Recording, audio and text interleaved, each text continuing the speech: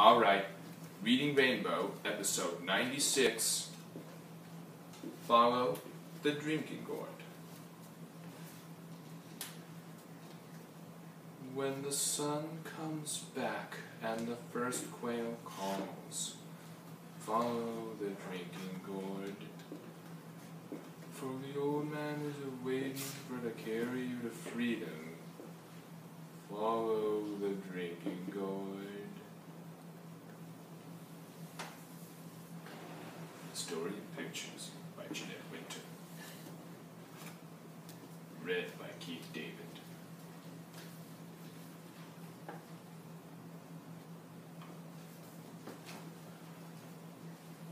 Long ago, before the Civil War, there was an old sailor called Peg-Leg Joe who did what he could to help free the slaves.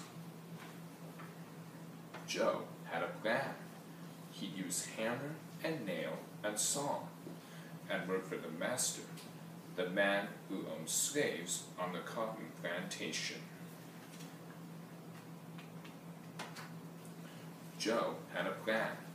At night, when work was done, he'd teach the slaves a song that secretly told the way to freedom. Just follow the drinking gourd, it said. When the song was learned, all sung and all day, Peg-Leg Joe would slip away to work for another master and teach the song again.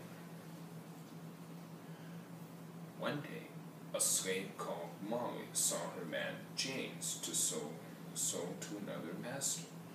James would be taken away, their family torn apart, just one more night together. A quail called in the trees that night.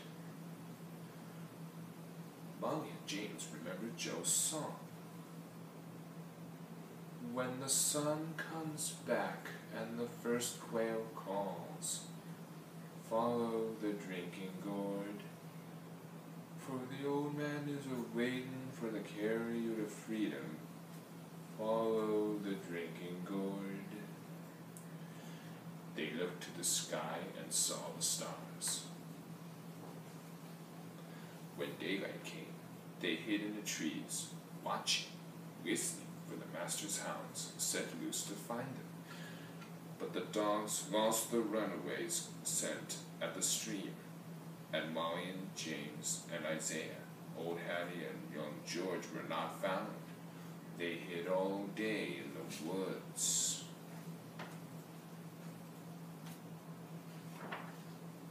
At night, they walked again, singing Joe's song and looking for the signs that marked the trail.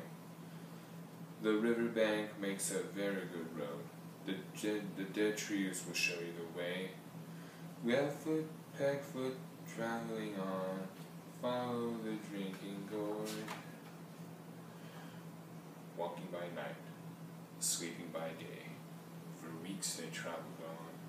Sometimes berries to pick and corn to snatch, sometimes fish to catch, sometimes empty bellies to sleep on, sometimes no stars to guide the way. They never knew what lay ahead. There was danger from men who would send them back, and danger from hungry beasts, but sometimes a kind deed was done.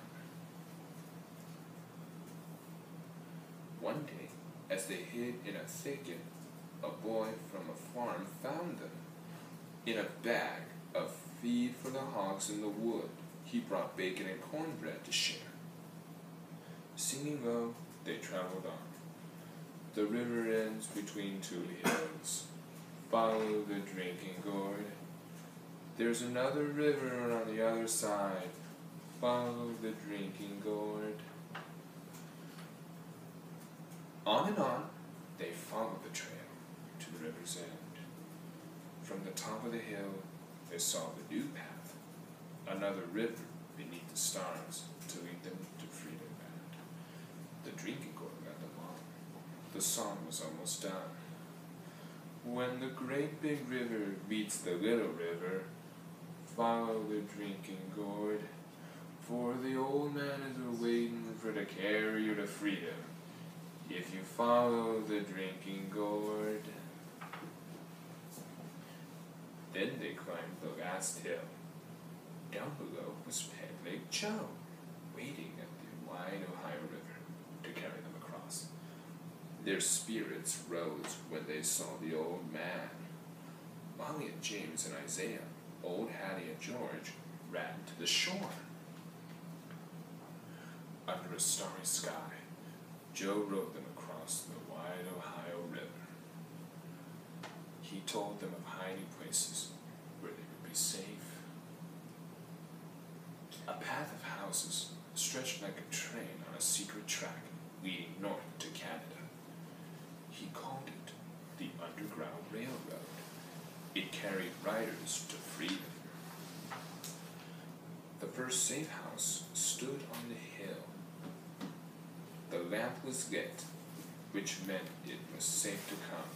Ragged and weary, they waited while Joe signaled low with a hoot like an owl. Then the door opened wide to welcome the freedom travelers. They were rushed through the house to the barn, for the farmers knew there were slave catchers near. A trapdoor in the floor took them under the barn to hide till it was safe to move on. Then Peg-Leg Joe went back to the river to meet others who followed the drinking gourd. With danger still near, too close for ease, the farmers sent the 5 travelers on. He drew a map that showed the way north on the midnight road to the next safe house, just over 2 hills. This time, James called the signal, a hoot like an owl, that opened the door to a Quaker farm. The travelers were led to a secret room, hidden behind shelves. They rested here for many days and healed their wounds. Soft beds, full meals, new clothes, hot baths, washed away some fear and pain. Isaiah smiled. When they were strong, they traveled again from house to house on the Underground Trail, still following the drinking gourd north. Sometimes they traveled on foot, sometimes by cart.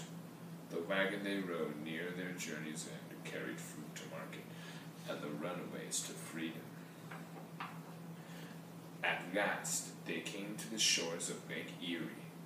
Molly and James and Isaiah, old Hattie and young George climbed aboard the steamship that would carry them across to Canada to freedom.